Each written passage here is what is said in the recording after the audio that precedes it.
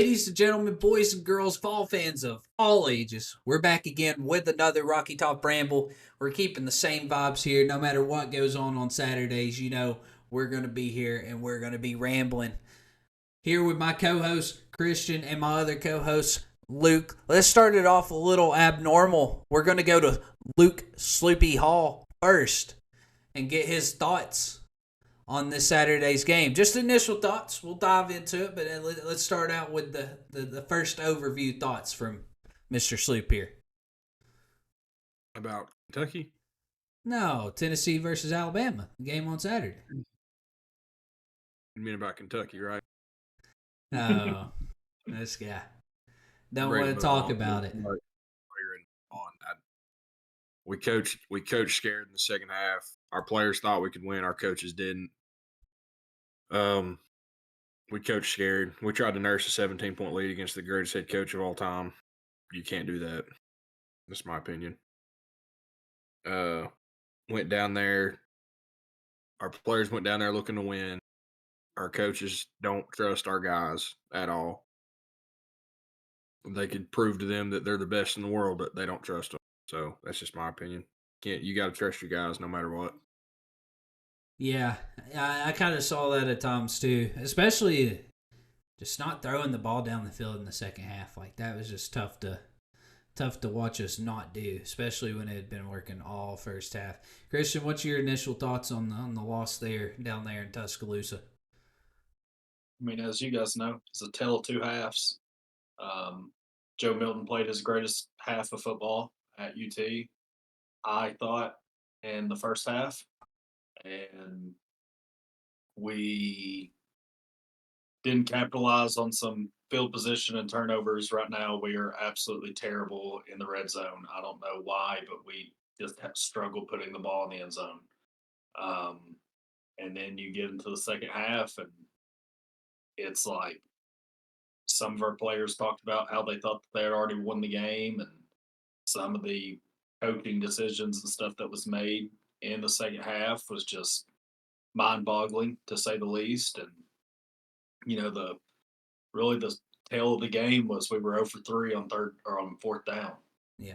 And we gave them great field position in the second half, and they didn't have to do much. And then you add in just and I'm not saying 100% at all that it is their fault, but you add in just some absolute terribly missed calls whenever we needed them to go our way. And, you get what you get in the second half, and you go give up 27 points unanswered. And it's tough, man. It's tough. Definitely you go on the road like that and you have a team, and you're there to put them away. You're right where you can put them away, and you let it slip out of your hands, and they come all the way back and win. It sucks. Yeah, it does suck. It sucks. It hurts. That feeling after the loss there, really that feeling once they went up was just, it's like, man, we're the same old Tennessee, But in reality, we're not. That's the first time maybe in my lifetime where I've been like a human that can like think for myself, where I've seen Tennessee football dominate a half of football against Alabama. So there are some bright spots. There's some bright spots of that game. But yeah, kind of a couple things you touched on. One, 0 for 3 on fourth downs. One of those, I thought we had already gotten the first down by about half a yard, but apparently we didn't. We were a whole yard short. That I've never seen refs so bad at spotting a football than they were on Saturday. But we could sit here and we could talk about the refs as much as we wanted to. Because, look, Alabama was one of the most penalized teams coming into the game. And then during the game, they had one penalty for 5 yards, and it was a pre-snap penalty. It just happened that way. We ended up losing. We got to take it on the chin. We got to move on. It is what it is. So, with that being said, I'd like to focus more on maybe like play calling, what we really thought like the team did wrong. I thought our fourth down play calling, like I'm fine with going for it on fourth down. I just want to see us get a little creative or do a tush push or something, something a little more like there, like I could think of like 50 different plays I'd rather see Tennessee run than a inside zone out of the shotgun or a QB follow out of the shotgun. I mean, everybody in the world knows that's coming, and you're starting 5 yards back from where you got to go. It's tough to watch sometimes when stuff like that happens. Biggest actual swing in the game I thought came for we chose to go for it on fourth down, right after Alabama. It was like, man, right after they scored, had the 2-play drive. We went back down the field. We were kind of driving a little bit, and we get to that 4th and 1 on our side of the 50. We're like on 47-48. We're practically midfield. And you go for it, and then you do that, that play, and then you don't get it. But what I don't understand is we play called so conservative throughout the second half, but like whenever it came down to make a decision, we were as aggressive as we possibly could be. So like you needed to commit to being conservative and playing field position and taking time off the clock, or you commit to not letting up, staying aggressive, throwing the ball downfield, and having no cares in the world. That's where I'm at on that. But yeah, it was a tough one, boys. I know Sloop don't really want to talk about it. He's hurt. It's extremely tough because that's one of the things that like made the team last year be the team that it was is how aggressive we were throughout the entirety of games. Yeah. We never let up. We were always throwing the ball down the field, doing things like that. And it's like the first drive, Joe Milton, like in the first half, we were throwing the ball all over the place. Joe Milton threw for 175 in the first half. And it's like in the second half, we almost tried to go away from it and run clock. And it's like, just some of the play calling down the stretch just was mind baffling. I don't know how many times we have to hand it off on fourth down with a running back out of the shotgun to not get it, to realize, hey, this play's probably not going to work because I've watched it I don't know how many times this year, and we are terrible on fourth down. We're terrible in the red zone. And we just made too many mistakes in the second half to win the game. And we made some mistakes in the first half. But, those mistakes in the first half were at least we were getting points by kicking field goals and things like that. Instead of in the second half, it was just mistake after mistake after mistake. Squirrel White played unbelievable. Squirrel White, that catch that catch in the end zone, I thought for sure he dropped it. I did That was not think wild. I did not think he caught that ball. Yeah. And he stepped up and made play after play and helped Joe tremendously. And we need more of that down the stretch. Ramel Keaton had a pretty decent game too. I think we should mention that. We had called for Ramel Keaton to step up last pod, and he did. He didn't have like a great game, or would I even say good game, but he had a lot better in the game than he's had the prior 3 or 4 games. So shout out Mel Keaton for stepping up. But I've got to about the wide receivers and the tight ends, we've got to stop dropping balls, dude. Like, it is killing us so bad. We had another touchdown that we dropped in the end zone. Ended up being 3 point. That's a 4-point swing just because you dropped another ball. I mean, I don't care if the pass is a little high or a little low or a little behind you. You 2 hands on it. You're a college football player. You got to catch those. In the big games, you got to catch those to win. To beat a team like Alabama, you got to catch those to win.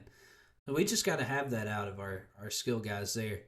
We got to have a actual number 2 step up for us. I think that's maybe the biggest thing that's hurting us right now is like, I think teams, they're obviously not keying on Squirrel White well, but if I'm a opposing coach, I'm like, stop Squirrel White, don't let him run the ball, we probably win the game.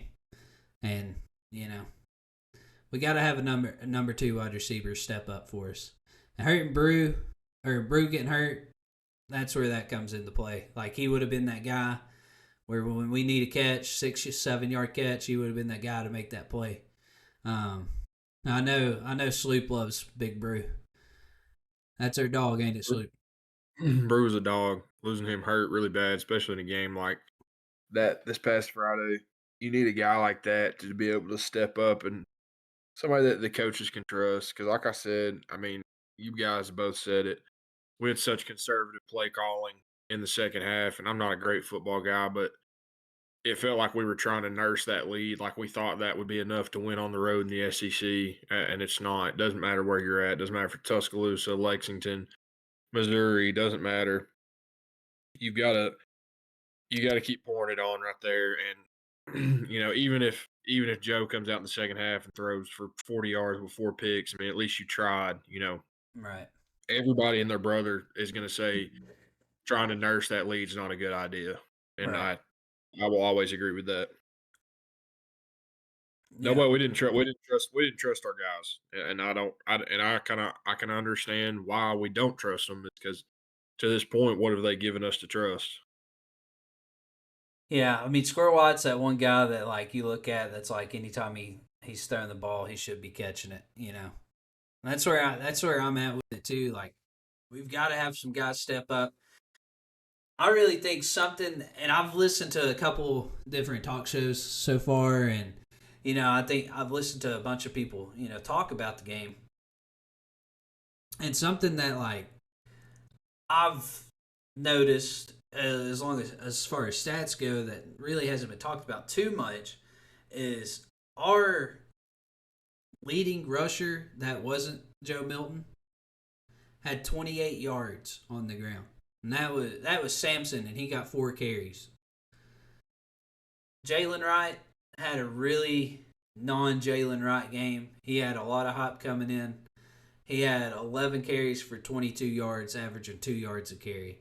I mean, props to Alabama for showing up. Their linebackers are they are insane. Their linebackers are wonderful. But we've just got to get more production, whether that's out of the offensive line blocking, whether that's our running back seeing the holes or just taking what they can get and not trying to do too much. But yeah, I think the name of the game was really we couldn't run the ball when we wanted to, and that's all it comes down to. We had kind of talked about that in the last pod, where if we run the ball, it doesn't really matter how Joe Milton's going to play. It doesn't really matter what else is going to happen. We'll probably have a really good chance when we didn't run the ball. Joe Milton, though, I've got to give some good props to Joe Milton because we sat here last week and we talked about everything we needed from Joe Milton to win the game. And I think Joe Milton surpassed that, especially in the first half. And he had kind of one arm tied behind his back in the second half. He was running the ball really well. He was doing every criticism that you heard from the week before. Well, he needs to pick up those extra 2 yards. He needs to throw it down the field better. He needs to hit these open receivers when they're open. He did all of that. And we sat here and said, if he does this, we'll win. Oh, my goodness.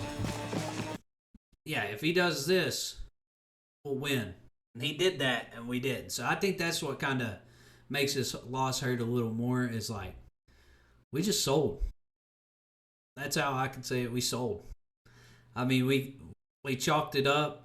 We were like, let's play in front. Part of that might be because we haven't had a lead against a team of that stature in a really long time.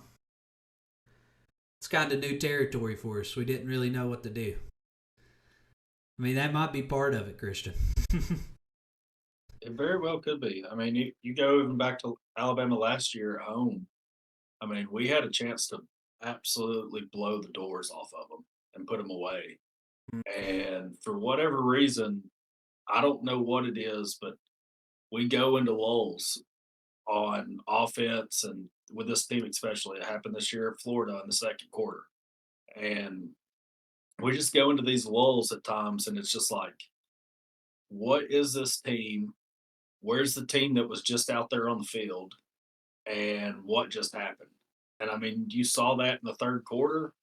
And once you get that, once you give up that much momentum on the road against a team like in Alabama, who, for better or worse, like I don't think that Alabama team's that great.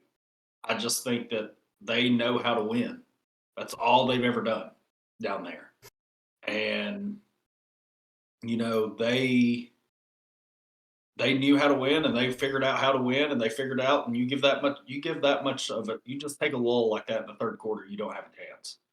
And it was so hard to watch because I could have lived with us getting beat by 14 if they jump out to a 14-point lead and then we battle back the whole game and we lose by 14 Right. and something like that. But you had the game exactly where you wanted it, and I think that's what makes it. I think that's what sucks the most is like if you were rational about the game, it's like I think that we've got a chance, but there's going to have to be a lot of things that go our way, and Joe's going to have to play really well, and you got all of that in the first half.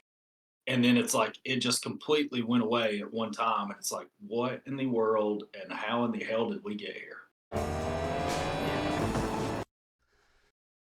But yeah, I guess I'll run through some of the game stats real quick. Heck, Just we to outgained them mention in it. yards. Yeah, we did. We outgained them in yards, had more first downs than them.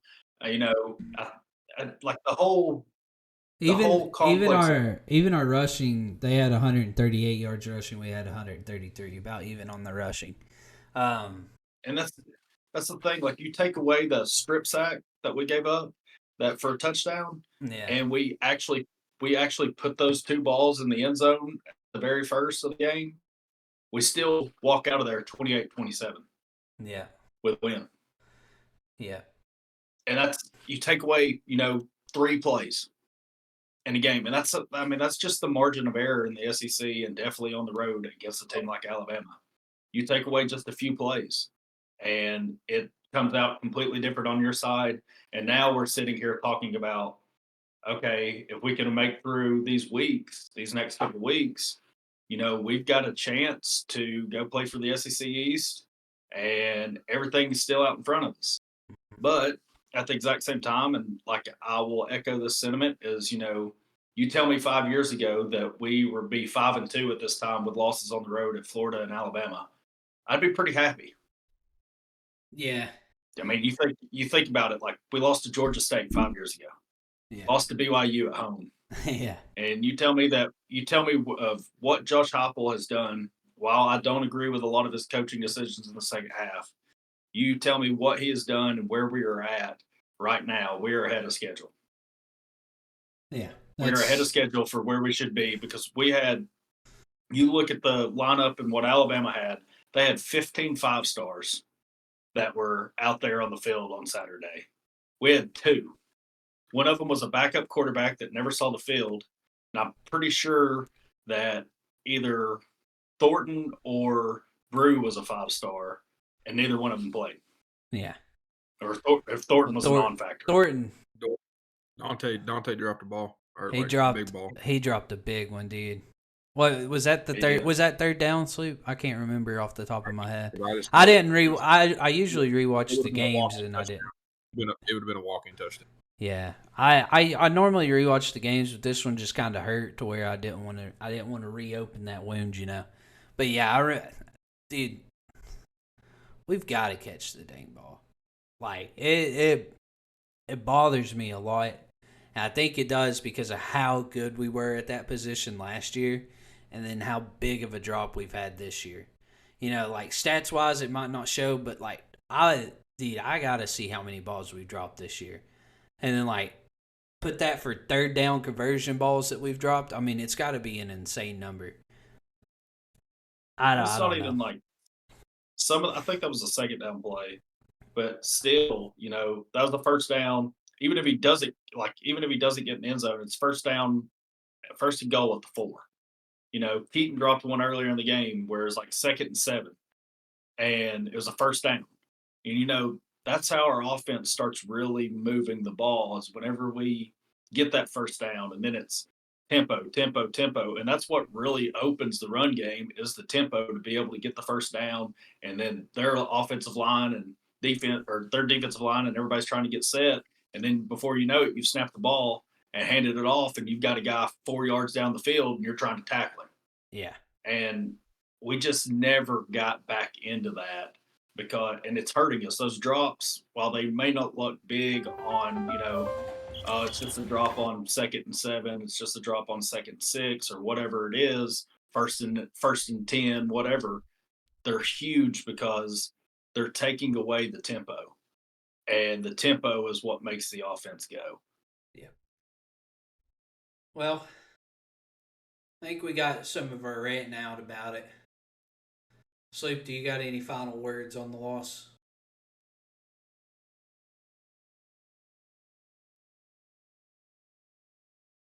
I don't know. I want to so bad say that. I don't know. We coach scared. We got we got hammered by flags. Alabama did not. Know that I hate talking about the refs because everybody's, oh well, lost because of the refs. Everybody says that. No, I'm not saying that. It's just, I mean, even okay, so even take all the flags. Just take the flag. No calls. How do you get the how do you get the fair catch? Like, how do you mess that up? Yeah, I did really want to talk about that. So, I'm not a again, like I said, take all the no calls out, take all the calls out. Just tell me how you get the fair catch with stuff. And it wasn't just an argument. The Iowa game, right. that was another one. I just how do you mess that up that bad? Like the guy, I don't know.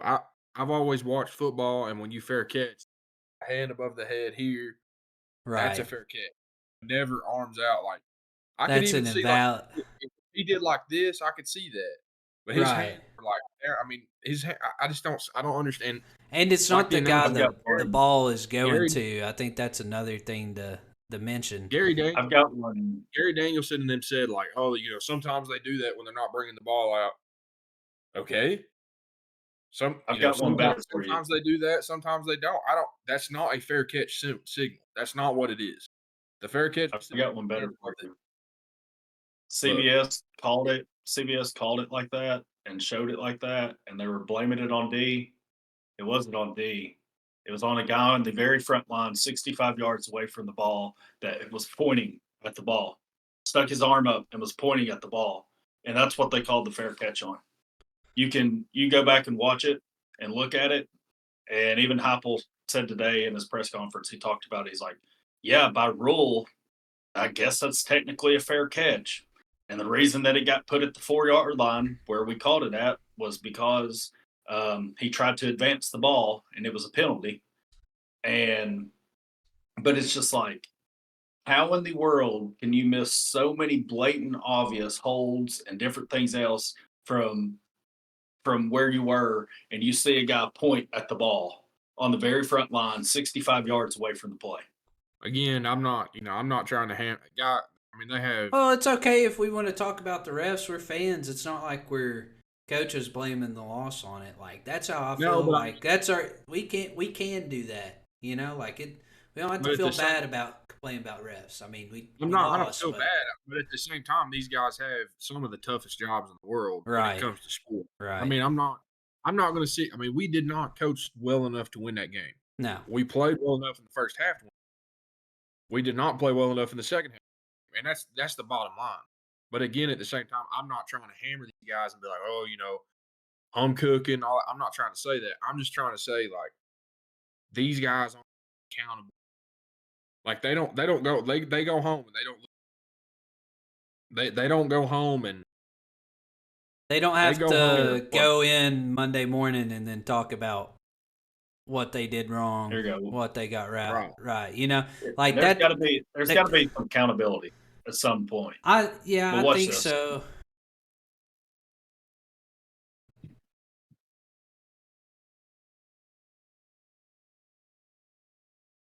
Christian, if you can link that to me, if you send that in the Discord link, I'll play it so YouTube will be able to see it. Because I kind of want to watch it off of your phone as well. But I think. Sleep, are you okay? I was trying to see what Christian was showing. But here's my thing on it is like not just the Tennessee game, but it's way too often we see refs that are making really bad calls and really clutch, tight, game changing situations. And it's a tough job. It's not a job that somebody wants to do. Like that, there's not many people in this world that wakes up and they're like, you know what, I want to be a ref. Like there's just Or not many of those people. Types of people. But we got to start like, I mean, there's got to be a baseline for performance, just how there is for every other job everywhere. There needs to be, and there might be things set in place, and hopefully there is, and they're taking a look at it, and they're not going to call something like that ever again. But that's kind of, I mean, I can't believe you call that. That's. Did you send it in the It's chat, Christian? outrageous. Yeah, I sent it in the chat down below. Okay. It's outrageous, man. It is nuts to like in no way, shape, or form is it because of the refs that we lost. But No, nobody's saying that. at the It's exact just at the exact same time, there were so many detrimental calls, spots, not just flags, not just penalties. But you talked about it earlier. We had a first down on third down, had to go for it on fourth down, and didn't get it. And it like the spot wasn't even close. They reviewed the spot and still missed it by a yard. yeah. They moved it It back a was yard, and it was like I agree with you, Christian. I don't see anywhere. And I I wish mean, we is had this I wish we all had all that lined up. That way we could take a look at it. That would just kind of be therapy for us, just to look at this, look how they were wrong. But it would like, all be fair. well, I mean, it's good to talk about things. It's good to talk about things, let it out.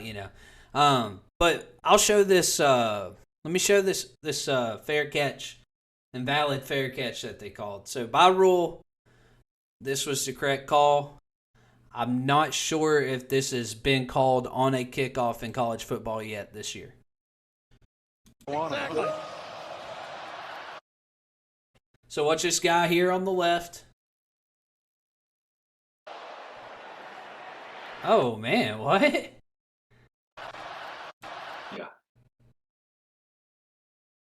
Yep. pointed at the ball. I don't even know if he's pointing at the ball. I think he's like, It looked pretty bad on my screen. What'd you see, Christian? Yeah. I think that's Well, I can't honestly see. inexcusable. It's a dirty play by Tennessee.